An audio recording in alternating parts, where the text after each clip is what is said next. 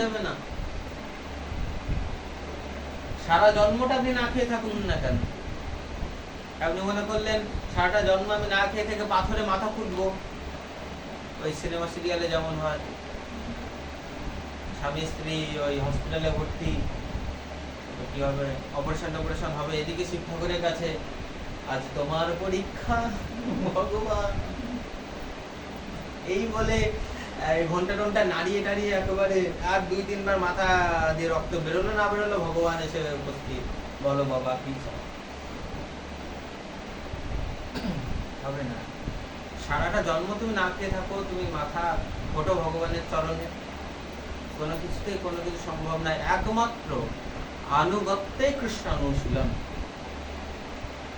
একমাত্র আনুগত্যেই তাকে পাওয়া যায়, না হলে সম্ভব নয়, সম্ভব নয়, সম্ভব নয়। আপনা অযোগ্য দেখি মনে পাও ক্ষোভ, তথাপি তোমার গুণে উপজয় লোভ। হে গুরুদেব, আমার তো কোনো যোগ্যতা নাই, কিন্তু আমার একটি লোভ হয় কি জানো, আমি একদিন না একদিন ভগবানের চরণ পাবো। কেন? কারণ আপনি তো যোগ্যবান, আমি তো অযোগ্য, কিন্তু আপনি তো যোগ্যবান, আপনি তো সেই শ্রীমতী রাধারানীর শ্রী নিত্য কিঙ্করী, নিত্য দাসী, তাহলে আপনি তো অবশ্যই কৃপা করে আমাকে ভগবানের চরণে নিয়ে যেতেই পারেন। আপনা অযোগ্য দেখি মনে পাই ক্ষোভ, বাবন হয়ে চাঁদে হাত বাড়াবো, কি করে তাকে পাবো?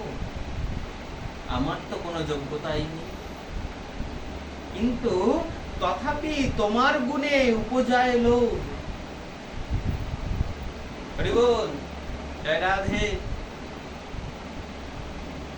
জীব জাগো পুরা চাঁদ বলে, কত নিদ্রা যাও হে জীব মায়া পিশাচির বলে।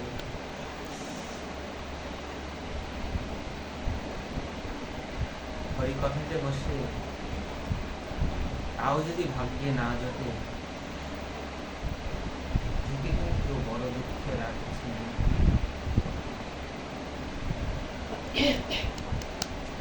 বক্তা বলবে কি বলো?